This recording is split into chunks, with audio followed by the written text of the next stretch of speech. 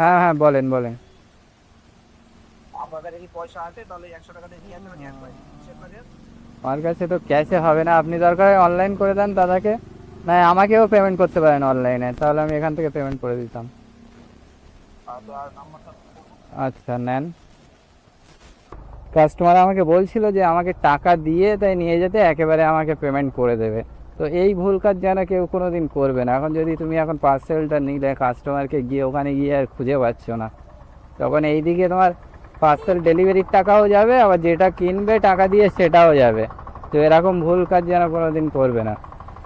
সে customer ভালো খারাপ সেটা পরের কথা, গাঁটের টাকা দিয়ে যেন কোনো জিনিস কোনো কাস্টমার কিনতে বললে কিনবে না। অনলাইনে পেমেন্ট করুক, সেই টাকা তুমি ওখানে দিয়ে দাও, বাস মিটে গেল। কাস্টমার যেমন আমি বললাম যে অনলাইনে আপনি পেমেন্ট করেন, আমি এখানে দিয়ে দিচ্ছি, তারপরে অনলাইনে পেমেন্ট করলো 100 টাকা, তারপরে ওইটা দিয়ে দিলাম। ওই মাছের কী সব টোপ মোপ এটা সেটা হয়তো খাবার নিয়েছে। আমি যাই গিয়ে ডেলিভারি করি, এখন মার্কেটের যে অবস্থা, এখন কিছু করার নেই।